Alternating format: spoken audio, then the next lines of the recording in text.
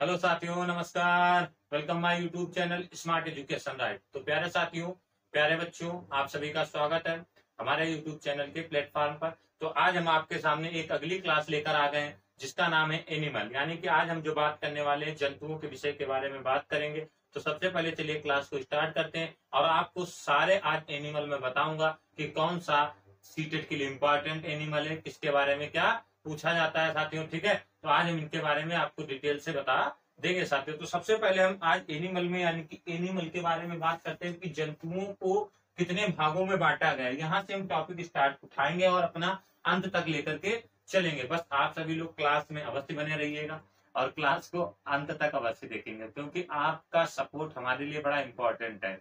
आप एक अपना छोटा भाई समझ लीजिए, या जो कुछ समझना हो आप सभी लोग समझ लीजिए। कैसी मैं जानकारी दे पा रहा हूँ, आप सभी तक पहुंचा पा रहा हूँ या नहीं पहुंचा पा रहा हूँ, आप लोग कमेंट किया करिए। ठीक है, कैसी क्लासें लगे। इससे पहले हमने आवास वाली, आश्रय वाली हमने बनाई थी क्लास। ठीक है, उसको मैंने बहुत अच्छी तरीके से बताया था। कैसा लगा कैसा नहीं लगा, आप लोग कम से कम एक कमेंट कर दिया कर, उससे मेरा मनोबल और बढ़ जाएगा। इसीलिए आप सभी के लिए और अच्छी अच्छी क्लासें लेकर आता रहूंगा। देखिए, मेरे पास कोई इतनी अच्छी सुविधा नहीं है, फिर भी मैं आप सभी के बीच में अच्छी क्लास बनाने का प्रयास करता रहता हूँ साथियों। ठीक है, तो इससे क्या होता है कि हमें अच्छा लगेगा कि एक आपका सपोर्ट और एक आपका कमेंट आना बहुत जरूरी होता है, इंपॉर्टेंट होता है। आपको क्लास अच्छी लगे ठीक है, और नहीं भी अच्छी लगे तब भी ठीक है, क्योंकि बहुत सारे लोग हैं यूट्यूब पर पढ़ाने, हमसे बहुत अच्छे अच्छे लोग होंगे जो आपको जानकारी देते हैं। ठीक एक, लेकिन आपका भाव प्रकट कैसी क्लास लग रही है हमें आप सभी से जानना बहुत जरूरी है, जिससे हमारा मनोबल क्या हो सके और बढ़ जाएगा। अब जब जितना मनोबल बढ़ेगा उतना अच्छा मुझे भी लगेगा साथियों। ठीक है, तो चलते हैं, स्टार्ट करते हैं अपनी क्लास को। भाई हम यही यही कह सकते हैं, क्योंकि भाई क्या होता है कि क्लास में हमारे आसपास कोई है नहीं, क्योंकि मुझे जो वीडियो रिकॉर्ड करके आप सभी के बीच मतलब एक क्लास पहुंचाता हूँ ना, तो कोई नहीं रहता है, मुझे अकेले ही शूटिंग करनी पड़ती है, रिकॉर्डिंग करनी पड़ती है। शूटिंग तो फिल्मों में होती है, ठीक है, या वीडियो शूट करना पड़ता है, समझ गए, सेटअप लगाना।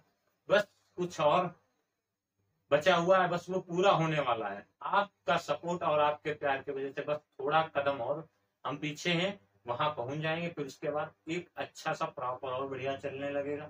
बस आप अपना प्यार जरूर बनाए रखिएगा साथियों हमारे साथ में। तो चलिए क्लास एनिमल की स्टार्ट करते हैं, यानी कि एनिमल क्या होते हैं, इससे बहुत सारे क्वेश्चन सीटेट में पूछे जाते हैं।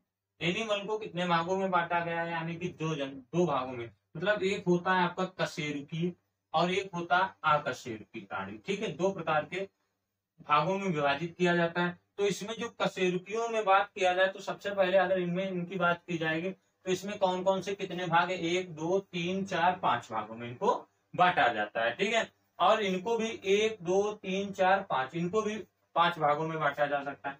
तो सबसे पहले इसमें आता है मत्स्य पालन, यानी कि मछलियों के बारे में।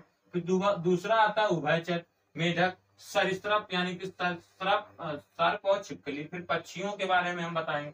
फिर स्तनधारी और मनुष्य, बंदर तथा कुत्ता बिल्ली आदि वाले। अच्छा, अकशेरुकी क्या होते हैं, क्रम हो गए, तितलियां हो गए, प्रवाल हो गए, केकड़े हो गए और विभिन्न प्रकार के स्पंज होते हैं। मतलब एक एक चीज करके बताते हुए चलते हैं। तो इतना आप लोग समझ ही गए। सबसे पहले हम कशेरुकी अगर की बात की जाए, तो इस वर्ग के अंतर्गत ऐसे जंतु आते हैं जिनके शरीर में रीढ़ की हड्डी या कशेरुक दंड होता है। मतलब ऐसे ये वाले होते हैं जिनमें क्या पाया जाता है,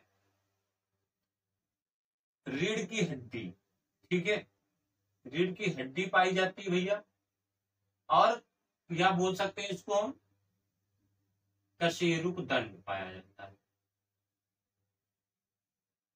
तो इन जिन प्राणियों में ये सब पाया जाता है वो कशेरुकी प्राणी में आते हैं। ठीक, अच्छा, इनमें क्या होता है इसके विपरीत, यानी इनमें रीढ़ की हड्डी नहीं होती है। ठीक है, इनमें रीढ़ की हड्डी नहीं होती है। इसके इस वर्ग के अंतर्गत जिसके शरीर में रीढ़ की हड्डी या कशेरुक दंड नहीं होता, इनकी संख्या कितनी होती है, अगर देखा जाए तो इनकी संख्या जो है वो 95% है। कितनी है भैया, 95% है। इतनी बात समझ गए होंगे कि कशेरुक क्या होती है, कि जिनमें रीढ़ की हड्डियां पाई जाती है, जिनमें रीढ़ की हड्डियां पाई जाती हैं, वो आप सभी के क्या कहलाते हैं, कशेरुक दंड कहलाते हैं, मतलब कशेरुकी प्राणी कहलाते हैं। और जिनमें रीढ़ की हड्डी नहीं पाई जाती उन्हें हम अकशेरुकीय कहते हैं। यानी कि इनकी संख्या कितनी होती है, 95% होती है। ठीक है, अब बात करते हैं, इतनी बात समझ गए होंगे, फटाफट हम लोग क्योंकि थोड़ा लंबा टॉपिक हो जाएगा, तो आप सभी लोग वीडियो को एक बार अवश्य देख लीजिएगा, पूरा देखिएगा अंत तक, तभी चीजें क्लियर हो पाती। सीटेट एक ऐसा एग्जाम होता है, बस आपके माइंड पर होता है। आप अगर माइंड अच्छा सेटअप कर ले जाएंगे तो आपको क्लियर हो जाएगा। अगर थोड़ा दिमाग फिर गया तो आप सीटेट एग्जाम पास होना मुश्किल हो जाता है। ठीक है, लगता तो बहुत सरल है, लेकिन बस वहां पर क्या होता है, बस माइंड का यूज करना बहुत जरूरी होता है कि माइंड को कैसे बच्चे के प्रति लगाएं। क्योंकि सीटेट का एग्जाम जो होता है वो बच्चे के ही प्रति होता है। मतलब आप किसी की तरीके से बच्चे को गलत नहीं साबित कर सकते हैं, आपको बच्चे को सही ही साबित करना पड़ेगा। ठीक है, अब देखिए कक्षा 1 से 5 तक ये ईवीएस की क्लास है, समझ लीजिए। ठीक है, ये किसकी क्लास है, ईवीएस की क्लास है। तो ये कक्षा से 1 से 5 तक के बच्चों के लिए है, यानी कि जो प्राइमरी के लेवल के होते हैं। ठीक है, तो अब हम बात करते हैं पोषण के आधार पर वर्गीकरण। देखिए फटाफट बताऊंगा, पोषण के आधार पर वर्गीकरण। अब देखिए पोषण के आधार पर अगर आपसे पूछा जाए तो पोषण के आधार पर जो जंतुओं का वर्गीकरण होता है वो कितने प्रकार के होते हैं, 2 प्रकार के होते हैं। एक होता है सुपोषी और एक होता है परपोषी। मतलब पोषण के आधार पर हो जाएगा सुपोषी और परपोषी। ये तो सभी जानते होंगे कि सुपोषी कौन से होते हैं, सुपोषी कौन से होते हैं और परपोषी कौन से होते हैं भैया। देखिए सुपोषी वे होते हैं जो अपना भोजन बनाते हैं, ठीक है, वो सुपोषी कहलाते हैं। और जो परपोषी वे होते हैं जो दूसरों पर निर्भर रहते हैं, उन्हें हम परपोषी कहते हैं साथियों। ठीक है, इतनी बात समझ गए। आगे देखिए फटाफट, अब हम आगे बात करते हैं। ठीक है, मतलब अगर पूछा जाए पोषण के आधार पर कितने प्रकार के होते हैं, 2 प्रकार के होते हैं, सुपोषी और परपोषी होते हैं। ठीक, आगे हम बात करते हैं। अब देखिए आगे अगर क्लास में बताया जाए तो आप सभी को इनके बारे में जानकारी मिलेगी कि कोशिका के आधार पर जंतुओं का वर्गीकरण, कोशिका के आधार पर जंतुओं का वर्गीकरण। ठीक, अगर कोशिका के आधार पर बात की जाए कि जंतुओं का वर्गीकरण किस प्रकार से होता है, तो ये देखिए ये भी 2 प्रकार के होते हैं। कितने प्रकार के होते हैं, ये हो गया एक कोशिकी और दूसरा जो होता है जिसको बोला जाता है बहुकोशिकी। अभी हम आएंगे धीरे धीरे जो आपके सीटेट एग्जाम में ज्यादा से ज्यादा, लेकिन इनके बारे में भी जानना बहुत जरूरी होता है ना साथियों, है ना, समझ रहे हो मेरी बात को।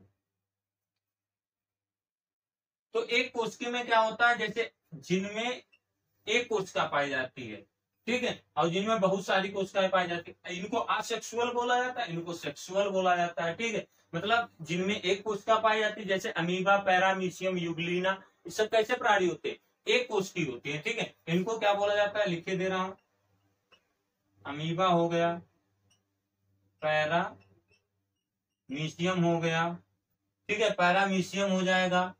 और इनको इनको किसके अंतर्गत रखा जाता है भैया, प्रोटोजोआ के अंतर्गत रखा जाता है, प्रोटोजोआ के अंतर्गत आते हैं। अच्छा, बहुकोशिकी में क्या होता है कि बहुकोशिकी इनके शरीर में कई प्रकार की सेल्स से बना होता है। इनका जो शरीर होता है कई प्रकार की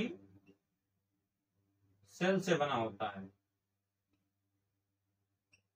अच्छा, ये किस में आते हैं, ये यूकेरियोटिक में आते हैं। किस में आते हैं, यूकेरियोटिक में आते हैं। इतनी बात समझ गए होंगे। अगर आपसे पूछा जाए कि कोशिका के आधार पर जीव जंतुओं का वर्गीकरण किया जाता है तो बहुकोशिकीय होता है और एक कोशिकीय होता है। ठीक है, अच्छा, इनमें जो होता है, इनमें जो जनन की प्रक्रिया होती है वो कैसी होती है, असेक्सुअल होती है। मतलब ये एक कोशिकीय होती है, ये होते हैं सेक्सुअल होते हैं। इनमें यानी मेल हो जाएगा और फीमेल हो जाएगा, लेकिन इसमें ऐसा नहीं होता है। क्योंकि जैसे अमीबा का अगर डायग्राम देखोगे तो अमीबा से ही नया अमीबा तैयार होता है। ये हो गया आपका न्यूक्लियस, इसको बोलते हैं केंद्रक। अब केंद्रक के साथ साथ जैसे जैसे अमीबा बढ़ता जाएगा वैसे वैसे भैया इसमें क्या हो जाएगा, केंद्रक भी बढ़ेगा। अब जैसे केंद्रक बढ़ेगा तो नया जीव बन करके तैयार हो जाएगा। ठीक है, समझ गए इतनी बात। आगे बढ़ते हैं हम लोग।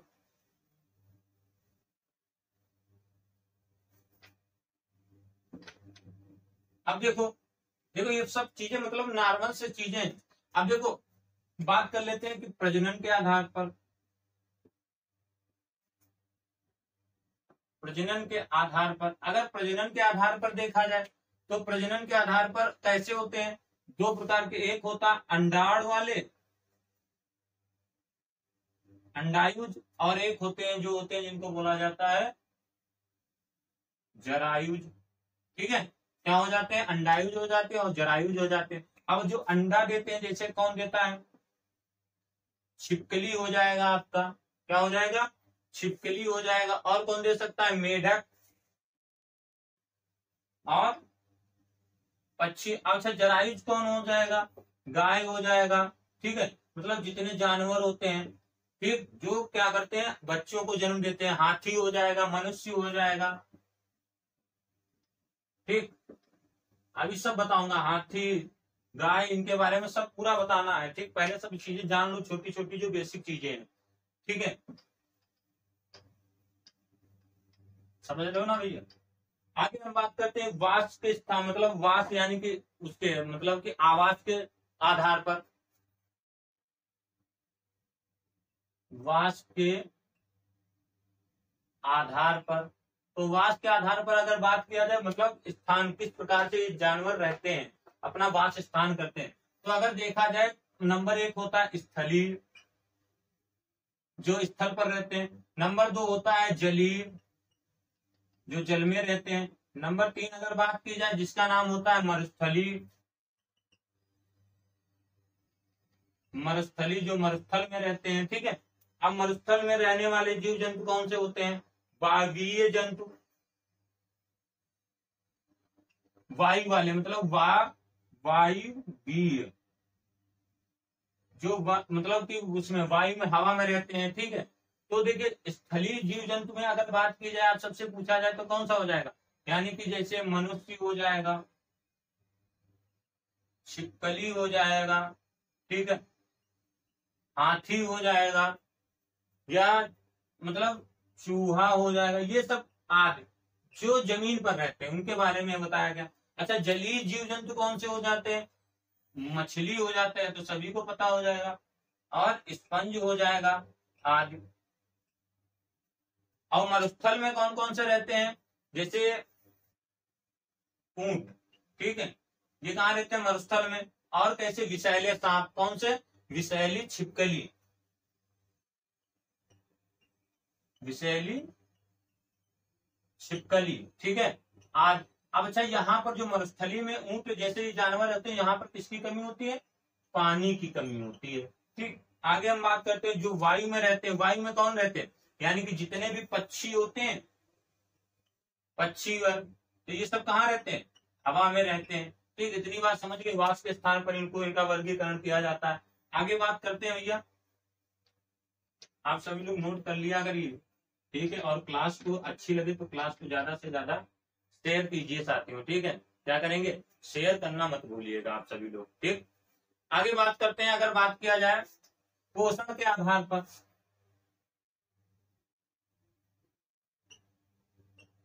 पोषण के आधार पर, तो पोषण के आधार पर ये तो सबको पता होगा, लेकिन फिर भी जानकारी जानना अवश्य होता है। ठीक है, पोषण के आधार पर, अगर पोषण के आधार पर देखा जाए तो नंबर एक आ जाता है शाकाहारी, नंबर दो जो आ जाता है जिसको हम बोलते हैं मांसाहारी, नंबर तीन आ जाता है जिसको बोला जाता है, क्या बोला जाता है भैया, सर्वाहारी, क्या हो जाता है, सर्वाहारी। और जो आगे वाले होते हैं, जो होते हैं अपघटक, अपघटक होते हैं। अब देखो शाकाहारी तो सभी को पता होगा, शाकाहारी कौन से जीव जंतु होते हैं, शाकाहारी वे जो जंतु होते हैं जो पौधे खाते हैं, जो क्या खाते हैं, पौधे खाते हैं। अब कौन हो जाएगा, बकरी हो जाएगा, भेड़ हो जाएगा, ऊंट हो गया, घोड़ा हो गया, ये सब क्या खाते हैं, पेड़ पौधे को खाते हैं। ठीक है, इनसे अपना ये शाकाहारी मांस का सेवन नहीं करते हैं। अच्छा जो मांसाहारी होते हैं, जो केवल किसका खाते हैं, मांस खाते हैं, जैसे कौन हो जाएगा, शेर हो जाएगा आपका, चीता हो जाएगा, बाघ हो जाएगा, ये सब कैसे होते हैं, भेड़िया हो जाएगा, ये सब आपके मांसाहारी। सर्वाहारी कौन से होते हैं, ये जंतु पौधे दोनों को खाते हैं, मतलब ये जंतुओं को भी खाते हैं, जंतु और पौधों को खाते हैं, जिनको बोला जाता है सर्वाहारी। अपघटक क्या होते हैं, अपघटक वे होते हैं जो सड़े गले भोजन यानी कि मृत जीवों से अपने भोजन का निर्माण करते हैं, उनको अपघटक के अंतर्गत रखा जाता है। ठीक, अपघटक ये वे जीव होते हैं जो मृत पशुओं एवं जंतुओं से अपघटित करते हैं, मतलब इससे मृत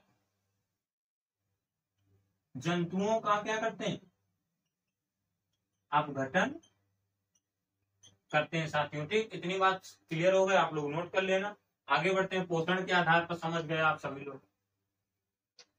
अब देखते हैं, ये सब छोटी छोटी चीजें, ये बेसिक चीजें होती है, लेकिन फिर भी इनमें क्या होते हैं, क्वेश्चन गलत हो जाते हैं। लेकिन क्वेश्चन गलत नहीं करना है आप सभी को, क्योंकि 82 जो होता है जनरल के लिए कितना होता है, वो होता है 90+। ठीक है, ओबीसी के लिए कितना होता है, वो होता है 82+। और SC ST के लिए जो होता है वो भी 82+ होता है। अगर एक भी नंबर कम हो, 81 आए तो भी फेल हो गए, ठीक है, या 89 आए तब भी फेल हो। तो ये हमें नहीं करना, आपको 90+ ये नहीं कि 90+ है तो 90 नंबर लाने, 90+ आपको 101 आ जाए, 102 आ जाए, 120 आ जाए, 150 आ जाए, हम तो कह रहे हैं जितना अच्छा पढ़ेंगे उतने अच्छे आपके नंबर आने हैं। ठीक है साथियों, तो अब इतनी बात समझ गए जंतुओं के बारे में। आगे हम बात करते हैं जंतुओं में श्वसन, ये भी देख लीजिए, फिर आगे हम बात करेंगे। अब अगर जंतुओं में श्वसन की बात की जाए, ये भी क्वेश्चन आते रहते हैं, तो सबसे पहले हम बात करते हैं किसकी, मेढक हो जाएगा आपका, मेढक के बाद हो जाएगा केचुआ। अगर आगे बात की जाए तो मक्खी या कॉकरोच। आगे बात की जाए अगर साथियों तो क्या हो जाएगा, मनुष्य, मनुष्य हो जाएगा, शेर हो जाएगा, जितने भी वैसे होते हैं। ठीक है, ऑक्टोपस, ऑक्टोपस हो जाएगा, मछली हो जाएगा। ये सब श्वसन किससे करते हैं इनके बारे में बताता, व्हेल, व्हेल के बारे में, व्हेल या डॉल्फिन। ठीक है, तो मेढक किसके द्वारा शोषण करता है, आप सभी लोग कमेंट करके बताइएगा। देखो ये जो करता है ये किसके साथ करता है, फेफड़ों के साथ और त्वचा। ठीक है, केचुआ किसके साथ करता है, केचुआ में अगर देखा जाए त्वचा से। ठीक है, आगे अगर बात की जाए तो मक्खी, काकरोच, वातक या हेकिया, ये किससे करते हैं, वातक हो जाएगा। हेकिया जिसको बोला मनुष्य, शरीर और शेर, सांप, पक्षी, ये जो करते हैं ये भी तुम्हारे किससे करते हैं भैया, फेफड़ों से शोषण करते हैं। किससे करते हैं, फेफड़ों से। ऑक्टोपस और मछली हो जाए गिल, यानी ये किसके द्वारा शोषण करती है, गिल, और इनको क्या बोला जाता है, क्लोम के द्वारा। ठीक है, व्हेल और डॉल्फिन की अगर बात की जाए तो व्हेल डॉल्फिन फेफड़े, नासाद्वार, नासाद्वार और वातरंध्र। ठीक है, फेफड़े, नासाद्वार, ठीक है, और वातरंध्र, ये इनसे श्वसन करते हैं। आप लोग समझ गए होंगे। ठीक, आगे बढ़ते हैं भैया फटाफट।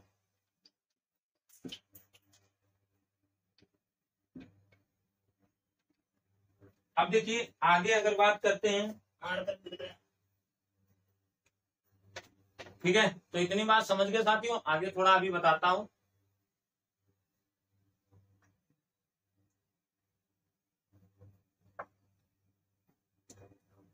अब सबसे पहले हम बात कर लेते हैं, अब थोड़ा और जंतुओं के बारे में अगर बात की जाए तो देखा जाए, इसके बारे में बात करने वाला हूं, मतलब गति के आधार पर, गति के आधार पर, मतलब चलने वाले जंतु, कैसे कैसे जंतु होते हैं। ठीक है, अब अगर रेंगने वाले जंतुओं की बात की जाए, तो कौन हो जाएगा? केचुआ हो जाएगा। सांप होता है, ठीक, ये रेंग करके चलते हैं। आगे अगर नंबर 2 बात की जाए, केचुआ सांप हो जाएगा। चलने वाले जंतु कौन होते हैं?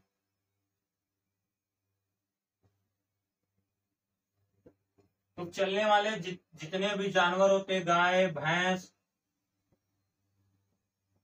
घोड़ा, ये सब आपके क्या है? चलने वाले जीव जंतु हो जाते हैं। ठीक, यही सब आता है और कुछ इनसे पूछा भी नहीं जाता है। अगर आगे देखा जाए,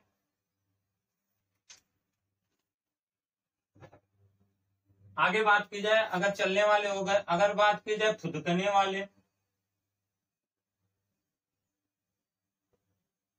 तो फुदकने वाले कौन है? जो मेढक होता है, सभी को पता होता है। मेढक कौन सा करता है? फुदक फुदक के चलता है कि नहीं चलता है? मेढक हो जाए, केचुआ हो जाए, सांप हो जाए, सब मतलब चलने फुदकने वाले जीव जंतु आते हैं। ठीक है, इतनी बात समझ गए। अब हम बात करते हैं, अब हम जो आएंगे कि उन जंतुओं के बारे में बात करेंगे, जीवों के बारे में, जो आपको अकॉर्डिंग सीटेट के लिए इम्पोर्टेंट होता है। ये तो इतनी बात क्लियर हो गई आप सभी को। ठीक है, अब जो हमारा टॉपिक है, ये तो मैंने शॉर्टकट में आप सभी को फटाफट बता दिया। सबसे पहले अब हम बात करने वाले हैं कुछ जंतु या उनके विशेष लक्षण, जिनसे सीटेट में क्वेश्चन अवश्य बनते हैं। ठीक है, तो सबसे पहले हम जो बात करने वाले हैं वो है हाथी के बारे में। अब देखिए, हाथी का आप सभी के सामने ये फिगर है। ठीक, हाथी के बारे में आपको डिटेल से बताऊंगा। ये हाथी का फिगर है, आप सभी लोग देख सकते हैं हाथी के बारे में, यानी कि एलिफेंट के बारे में। ठीक, तो हाथी जो होता है, समझना, हाथी कहाँ रहते हैं? जंगलों में रहते हैं। कहाँ रहते हैं? जंगलों में रहते हैं। ठीक है, और सबसे मतलब इनमें जो इनके विशेष लक्षण जो होते हैं हाथियों के, कहाँ रहते हैं? मतलब हाथी जो रहते हैं ये जंगलों में रहते हैं। और सबसे इनमें जो इंपॉर्टेंट है, आप लोग सबसे नोट कर लेना, यानी जो इनमें सबसे बूढ़ी हाथनी होती है,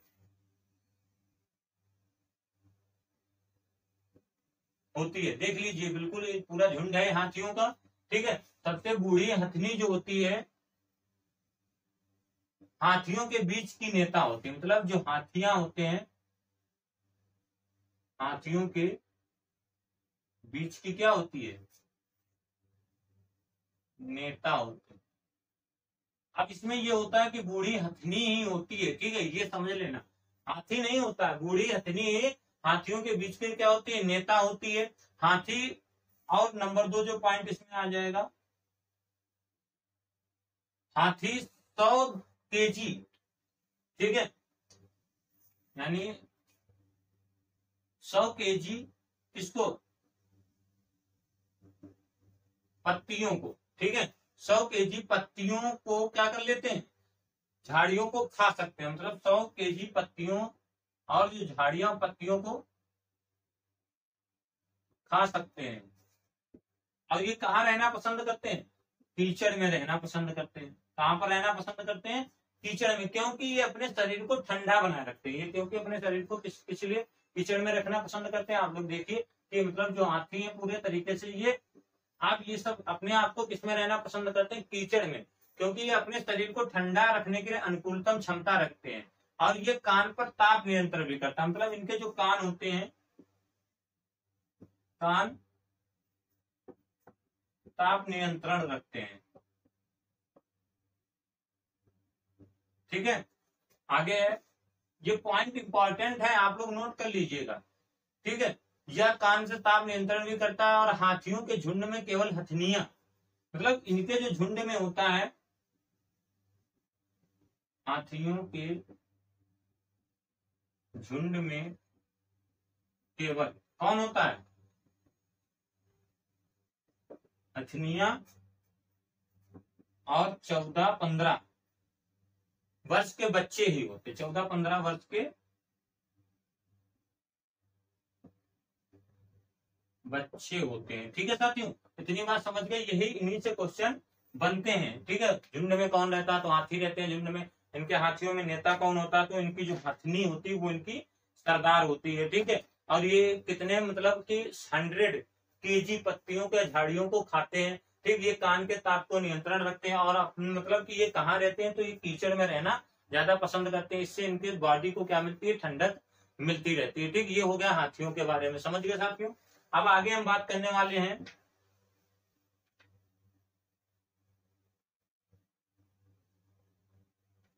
हाथी के बारे में, हो गया पूरा डिटेल से। अब हम बात करते हैं इसके बारे में, बाघ के बारे में। ये इंपॉर्टेंट, अब देखिए ये बाघ है आप सभी के सामने, तो बाघ के बारे में थोड़ी जानकारी मैं आप सभी को बताता हूं कि बाघ जो होता है, इसकी दृष्टि जो होती है बहुत तेज होती है। दृष्टि, बाघ की जो दृष्टि होती है बहुत तेज और तीव्र होती है। या ध्वनि को सुनने के लिए अपने जो मतलब इसकी इतनी तेज होती है, अगर कहीं भी हल्की से सरसराहट होती है तुरंत सुन लेते हैं। हल्की हल्की सी सरसराहट को भी ये पहचान लेते हैं। ये ध्वनि को सुनने के लिए अपने कान के कई दिशाओं को घुमा सकते हैं। मतलब इनके बारे में मैं लिख दूं, आप लोग इनके पॉइंट को याद कर लेना।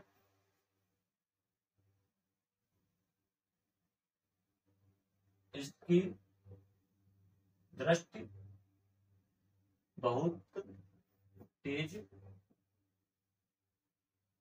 होती है। ठीक है, नंबर 2, मतलब ये ध्वनि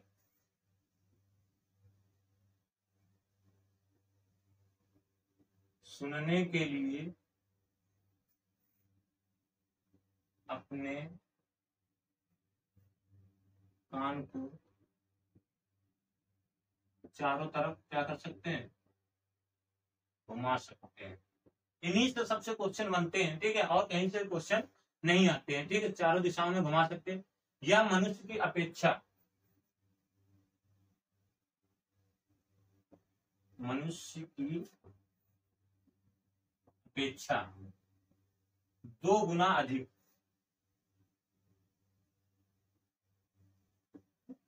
देख सकता है। ठीक है, 2 गुना अधिक देख सकता है। और ये क्या होते हैं, बाघ हवा या पत्ते के हिलने और शिकार के झाड़ियों में हिलने की हुई आवाज के मतलब तुरंत पहचान जाते हैं। मतलब इनका जो कार्य होता है, अगर कहीं भी अगर पत्तियां हिली और मतलब हिलने और यानी शिकार करने के लिए तुरंत वो उस स्थान पर ये पहुंच जाते हैं। मतलब ये जो बाघ है आप सभी लोग देख पा रहे हैं, तो ये बाघ क्या होते हैं, मतलब दृष्टि, इनकी दृष्टि इतनी तेज होती है, ये ध्वनि को सुनने के लिए अपने कान को चारों तरफ घुमा सकते हैं। ये मनुष्य की अपेक्षा 2 गुना तीव्र से भी देख सकते हैं साथियों। ठीक है, इतनी बात क्लियर होगी, बाघ आपने समझ गए होंगे, बाघ के बारे में बता दिया। और ये सरसराहट की आवाज को बहुत जल्दी पहचानते, सरसराहट की आवाज। ठीक है, आगे बात करते हैं। अब एक ऐसे जानवर की बात करने वाला हूँ, इसके बारे में हम बताने वाले हैं।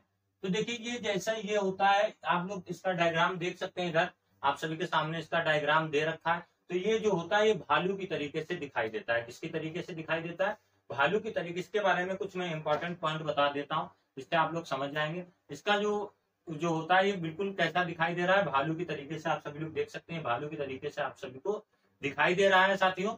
ठीक है, तो भालू की तरीके से भालू जैसा जीव होता है और यह रात्रिचर जंतु होता है। दिन, ये लगभग दिन में जो होता है, ये लगभग लिखे दे रहा हूं, यह भालू जैसा दिखाई देता है।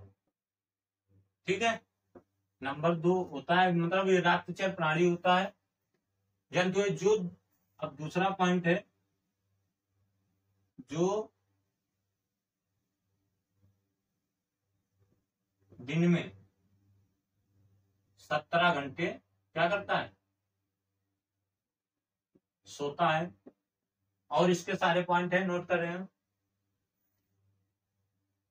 या जो होता है, या पेड़ों से लकड़ी काटने के लिए 9 घंटे का समय लगाता है। मतलब या पेड़ों से लकड़ी काटने काटने में मतलब 9 घंटे का समय लगाता है। अगला है जो स्लॉथ उसी पेड़ की पत्तियों को खाता है जिस पर वह रहता है, या उसी पेड़ की पत्तियों को खाता है जिस पर रहता है। ठीक है, और अगला पॉइंट है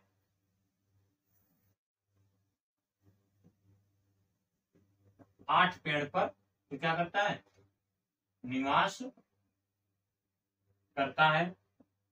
इसकी जो आयु होती है वो 40 वर्ष होती है। कितने वर्ष होती है, 40 वर्ष होती है। ठीक है साथियों, इतनी बात समझ गए। और सप्ताह में या केवल, अगला जो पॉइंट है ये सप्ताह में केवल एक दिन ही नीचे उतरता है।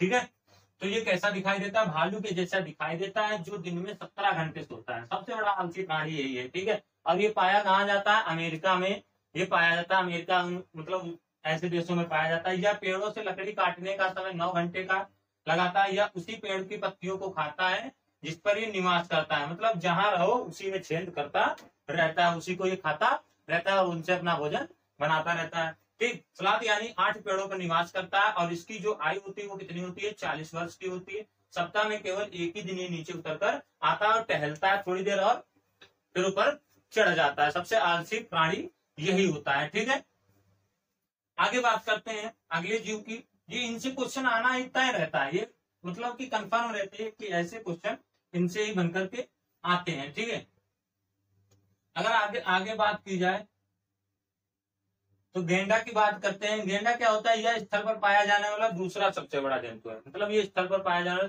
दूसरा सबसे बड़ा जंतु होता है। ठीक है, तो इसमें क्या होता है कि जंतु होता है या शाकाहारी, या शाकाहारी, मतलब इसमें ये शाकाहारी और कैसे होता है, जिसका वजन 1000 केजी होता है। मतलब इसका जो वेट होता है वो कितना होता है, 1000 केजी का होता है। ठीक, इसके बारे में ज्यादा डिटेल से बताना नहीं है, लेकिन फिर भी मैंने बता दिया 1000 केजी होता है। आगे हम बात करते हैं जिराफ की, इसकी बात करेंगे।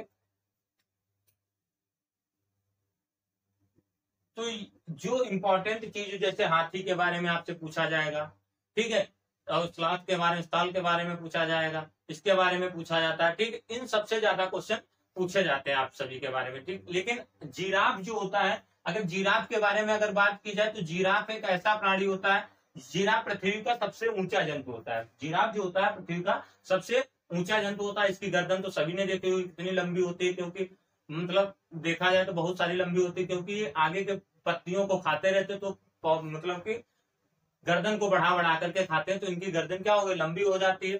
ठीक है, तो जिसकी लंबाई 5 मीटर तक होती है, और इसकी उम्र जो होती है जिराफ की, वो केवल कितने वर्ष होती है, 25 वर्ष होती है। जिराफ के बारे में इतना हो गया, सभी लोग देख लीजिए जिराफ का भी फिगर है। अब हम बात करते हैं आगे चिंपांजी की। ठीक है, चिंपांजी क्या होता है, चिंपांजी जो होता है यह सबसे होशियार जानवर है। चिंपांजी जो बंदर होता है ये कैसा होता है, सबसे होशियार होता है, और ये मानव से भी होशियार होता है, यानी मनुष्य से भी ये होशियार प्राणी होता है। ठीक है, इतनी बात जरूर ध्यान रखना, मनुष्य सबसे होशियार जानवर है। या समूह में रहते हैं, जिससे 3 से लेकर 80 तक सदस्य होते हैं। मतलब इनके सदस्यों की जो संख्या होती है 3 से लेकर के 80 तक हो सकती है। ठीक है, ये हो गए मतलब इसके बारे में, चिंपांजी के बारे में देख लीजिए। चिंपांजी का भी फिगर है, आप सभी लोग देख सकते हैं। इसके बारे में लिख दूं तो ऐसे केवल सुन लो, बस जान लो कि इनके बारे में पूछे जाते हैं सवाल। ठीक है, अब हम बात करते हैं कुछ जलीय जंतुओं के बारे में।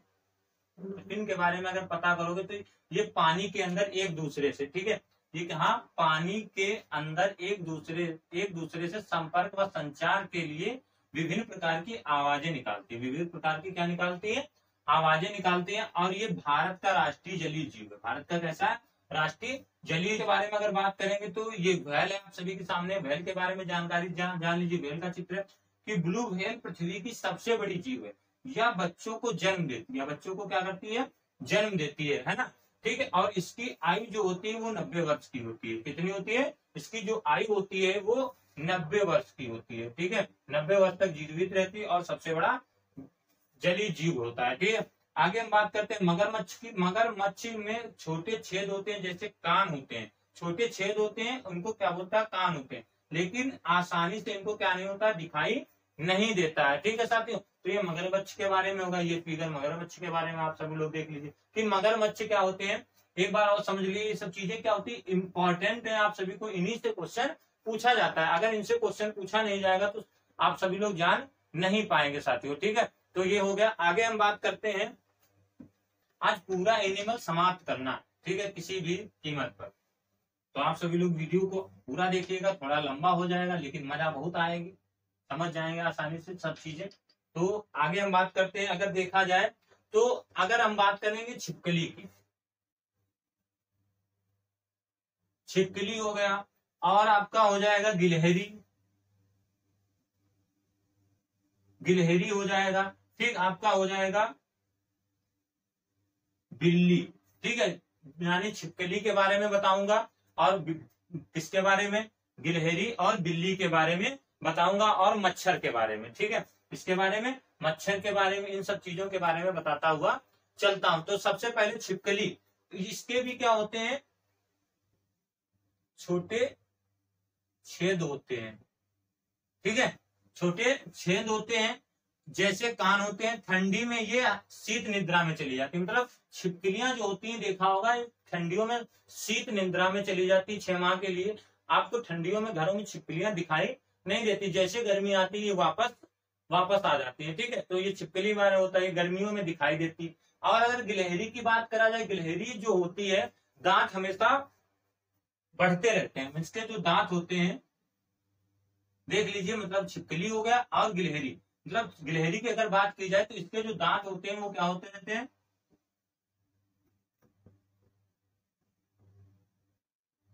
बढ़ते रहते हैं।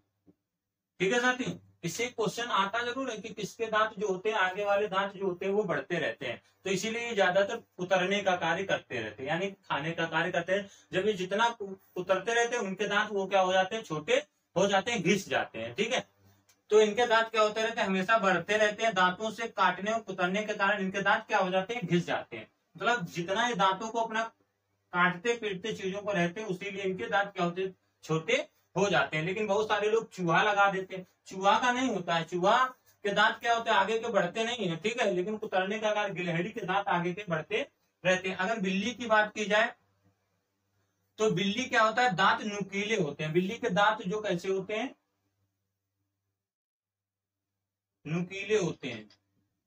ठीक है, तो इनके जो दांत नुकीले होते हैं, ये मांस को क्या करते हैं, मांस को चीरने और फाड़ने का कार्य करते हैं, मांस को चीरने और फाड़ने का कार्य करते रहते हैं। ठीक है, आगे हम बात करते हैं, अगर चूहा की बात की जाए तो चूहा का कार्य जो होता है, चूहा का अगर देखा जाए तो चूहा जो आपका होता है, इसका कार्य चूहों को देखने की क्षमता कम होती है। अगर इसके पॉइंट नोट करोगे, चूहों को देखने की क्षमता कम होती है।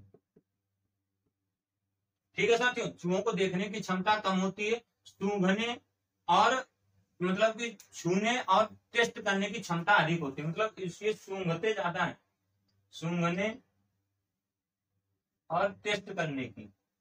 कोई भी चीज रखी हो, बस ये इनको अगर इनके आगे पड़ गए तो समझ लो छुएंगे जरूर और टेस्ट जरूर करेंगे। ठीक है, इनको बिना उसको खाए पिए ये रह ही नहीं सकते, और जब तक इन्हें छूना टेस्ट करने की क्षमता इनके, हमेशा देखा होगा चूहा, छोटे छोटे चुहिया जो होती है, कभी देखा होगा भोजन के पास या रोटी के पास टेस्ट जरूर, पूरा तो नहीं खा सकते लेकिन उसको टेस्ट करके छोड़ देते हैं। तो इसीलिए इनके क्या हो जाती है, इनके अंदर अगर आपसे क्वेश्चन पूछा जाए कि चूहों को देखने की क्षमता कम होती है और सूंघने और टेस्ट करने की क्षमता इनमें ज्यादा होती है। ठीक है, समझ गए। अब हम आगे बात करेंगे भैया मच्छर की, इसकी बात कर लेते हैं, थोड़ा मच्छर के बारे में भी जान लो, इससे आता है क्वेश्चन। तो मच्छर जो होता है, फिर हम आगे बात करते हैं। देखो मच्छर हमारे शरीर को मतलब कि किस प्रकार से जो होते हैं, गंध को, मतलब मनुष्य की बॉडी को गंध को सूंघ करके, गंध को खासकर पैरों के तलवे को और हमारे शरीर को सूंघ, मतलब कि पसीने की गर्मी से हमें ढूंढ लेते हैं। मच्छर पानी में अंडे देते हैं। मच्छर जो होता है बॉडी के बदबू को महसूस करके और काटने के लिए आते हैं। ठीक है, समझ गए इतनी बात। और ये क्या करते हैं, डेंगू, मलेरिया, चिकनगुनिया आदि ये ऐसे जो होते हैं उनको फैलाने का कार्य करते हैं। ठीक है, समझ गए। अब हम आगे बात करते हैं, मच्छर के बारे में हो गया, ये सब नोट कर लेना। देखिए आपको ईवीएस के नोट्स में दे दूंगा, पूरे नोट्स तैयार हो रहे हैं, तो मैंने जो बनाए हैं, जिस प्रकार से मैंने बनाए ईवीएस के नोट, वो आप सभी को मैं प्रोवाइड करवा दूंगा। आप सभी लोग हमारे चैनल के साथ अवश्य बने रहिए। ठीक है, देखिए हिंदी वाले जो है ना, वो थोड़ी क्या कर जाते हैं, मक्कारी कर जाते हैं हम लोगों के साथ में। आते तो है, लेकिन क्या किया जाए, बस परेशान रहते हैं। वो भी सबके पास समय ना होना, लेकिन वो भी ऐसा नहीं कि पढ़ाने के लिए उत्साहित नहीं है, लेकिन बहुत उत्साहित रहते हैं, लेकिन समय के अभाव उनके पास बड़ा कम रहता है। इसी के लिए क्या हो जाता है, आप सभी को उनकी क्लासेस रेगुलर नहीं दे पाता हूँ। लेकिन हो सकेगा, कोशिश तो मैं उनसे रोज कहता हूँ कि भैया रोज ही कभी कभी बना दिया करवा करके, कोई 1 घंटे 2 घंटे का वीडियो बना दो, ताकि आप तक पहुंचा सकूं मैं किसी भी कीमत पर। ठीक है, अब हम बात कर लेते हैं कुछ जंतुओं को, मतलब कि इंद्रियों, ज्ञानेंद्रियों द्वारा स्पर्श करने के बारे में। ये क्वेश्चन इंपॉर्टेंट रह जाएंगे आप सभी के सामने में। ठीक, बताने वाला हूं आप सभी को कि जंतुओं के इंद्रियों में उद्दीपन के बारे में। अब अगर चींटियों को देखोगे तो चींटियों का ये जो समूह है, चींटियों के बारे में अगर बताया जाए आप सभी को, तो चींटियां जो होती हैं वो समूह में होती है। किसमें होती है, समूह की चींटियां द्वारा छोड़ी गई गंध, मतलब कि जो इनके द्वारा छोड़ी गई गंध होती है, मतलब ये चींटियों के द्वारा जो छोड़ी गई गंध होती है, इनके द्वारा ये अपने उनकी पहचान कर लेती है आसानी से। ठीक है, मतलब छोड़ी गई गंध के द्वारा अपने आगे को, जैसे मान लो कोई चींटी जब बिछड़ जाती है तो कैसे पहुंचती है दूसरी चींटी के पास, जो उनके जो रास्ता होता है उसमें गंध सी छोड़ते हुए चलती है, जिसके द्वारा ये आसानी से एक समूह में पहुंच जाती है। ठीक है साथियों, समझ गए इतनी बात को। अब देख लीजिए, जैसे चींटियां हैं समूह में चलती हुई। आगे हम बताएं कीड़े मकोड़े की अगर बात की जाए, तो कीड़े मकोड़े जो होते हैं, ये देखिए कीड़े मकोड़े, तो ये कीड़े मकोड़े जो मादा कीड़े के गंध से पहचान लेते हैं, मतलब कि जो कुछ इसमें, जैसे रेशम का कीड़ा जो होता है, रेशम के कीड़े में यही प्रक्रियाएं होती है। वो मादा के द्वारा जो छोड़ी जाती गंध होती है, उसके द्वारा वो पहचान कर लेता और अपनी मादा के पास वो पहुंच जाता है साथियों। ठीक है, समझते इतनी बात। अब कुत्ता और बाघ जो होते हैं, कुत्ता बाघ, ये देखिए ये मलमूत्र से, मतलब देखा होगा विशेषकर कुत्ता जो होता है सूंघता है कि नहीं सूंघता है, बाघ होता है, तो ये सब मलमूत्र की सहायता से एक विशेष क्षेत्र की क्या कर लेते हैं, पहचान करते हैं, कहां पर इनका शिकार है, कहां पर क्या है, कैसे इनके पास पहुंचना है। ठीक है, इतनी बात समझ गए, ये भी हो गया आपका।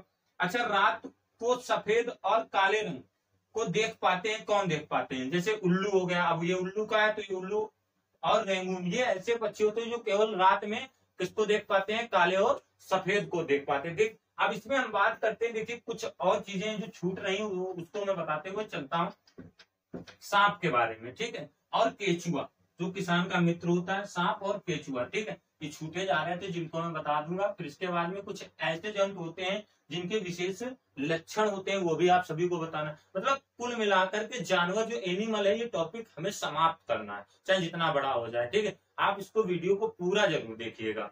तो सबसे पहले अगर हम बात करें सांप के बारे में, तो सांप जो होता है, सांप इसके कान नहीं होते। अगर देखिए, अगर ये फिगर है तो यानी कि कान सांप है, तो इसके कान नहीं होते। देखिए, जो इससे पहले राइटिंग लिखवाई थी, वो जो हिंदी वाले हैं उन्हीं की राइटिंग थी। ठीक है, वो हमारे पास आ चुके थे, तो इसीलिए उन्हीं से राइटिंग लिखवाई थी। तो ये मेरी राइटिंग है, आप तक दिखाई तो दे ही रहा होगा, थोड़ा ना दिखाई दे तो आप सभी लोग चश्मा जरूर लगा लीजिएगा। अगर मैं बड़ा बड़ा मेरा आदत नहीं है बड़ा बड़ा लिखने की, इसीलिए मैं बड़ा बड़ा नहीं लिख पाता हूँ। सांप के बारे में अगर बताया जाए, तो इसके कान नहीं होते हैं, ये कंपन से पहचानने की क्षमता रखते हैं। मतलब सांप जो होता है, ये किसकी सहायता से, कंपन की सहायता से। ठीक है, आप शायद दिखाई दे रहा होगा, सहायता से मतलब कि पहचानते हैं। ठीक है, और ये रेंग कर चलते हैं। अगर पूछा जाए तो ये किससे चलते हैं, रेंग कर चलते हैं। ठीक, अब इनमें सांप जो होते हैं, अब देखो जैसे अजगर सबसे लंबा सांप है, तो इनकी जो प्रजातियां होती है, तो एक होता है आपका कैटर हो गया, कैरत, सॉरी यहाँ पर ठीक है, करैत हो गया, दूसरा हो जाएगा कोबरा। ठीक, तो इनकी प्रजातियां हो जाती है कोबरा, और तीसरा जो हो जाएगा जिसको बोलते हैं, देखिए कैरत हो गया, कोबरा हो गया और दुबई हो गया। ठीक है, और ये सब क्या होते हैं आपके एक और आपका बचा जिसको क्या बोला जाता है, अफाइका। तो ये 4 प्रकार के जो सांप होते हैं, जहरीले सांप होते हैं। देखो सपेरा को कालबेलिया कहा जाता है। क्या बोला जाता है? कालबेलिया कहा जाता है। ठीक है, तो ये हो गया सांप के बारे में, इनको क्या बोला जाता है? कालबेलिया कहा जाता है। ठीक है, ये एक प्रकार की जनजाति होती है। ठीक, ये एक प्रकार की क्या होती है? जनजाति है। ठीक है, तो ये इस प्रकार के, इसीलिए इनको कालबेलिया कहा जाता है। तो ये कंपन की सहायता से, किसकी सहायता से? कंपन की सहायता से चीजों को पहचानते हैं और ये रेंग कर चलते हैं। ठीक है, आगे बात करते हैं केचुए के बारे में। केचुआ जो होता है,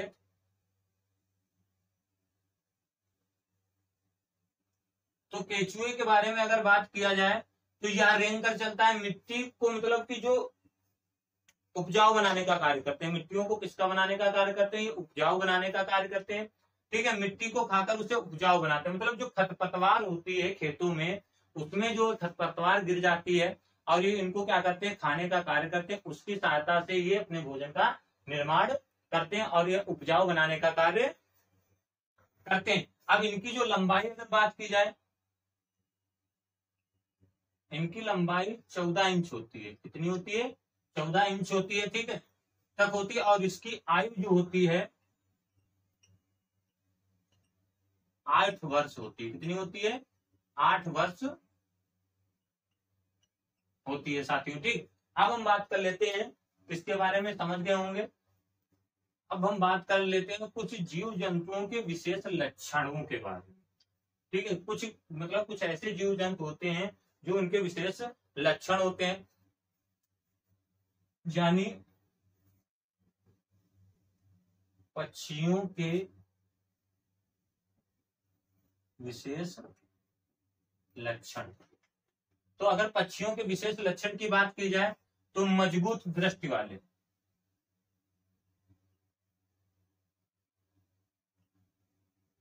मजबूत दृष्टि वाले, अगर मजबूत दृष्टि वालों की बात की जाए, ठीक है, तो मजबूत अगर दृष्टि वालों की बात की जाए, जैसे आपका क्या हो जाएगा? बाघ हो जाएगा। ठीक, चील हो जाएगा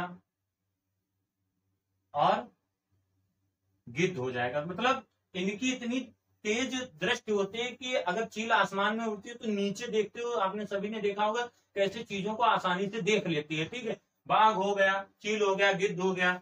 अच्छा, अगर बात करें गर्दन घुमाने वाले, तो गर्दन घुमाने वाले झटके में कौन गर्दन घुमाता है?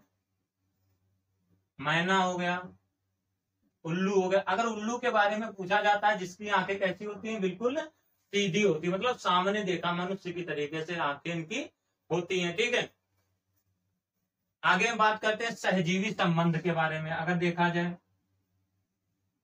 इससे भी क्वेश्चन आता है आप सभी के बारे में। तो देखिए, सहजीवी का मतलब क्या होता है?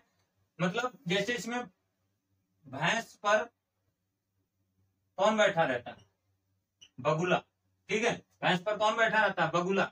ये बगुला भैंस की पीठ पर बैठा रहता है, और ये इसलिए क्योंकि ये भैंस के परजीवी कीट को खा सके। मतलब एक दूसरे से ये क्या करते रहते हैं? सहजीवन करते रहते हैं, इसीलिए क्या बोला जाता है? इनको सहजीवी कहा जाता है। ठीक है, अब अगर बात करें ना उड़ने वाले पक्षी,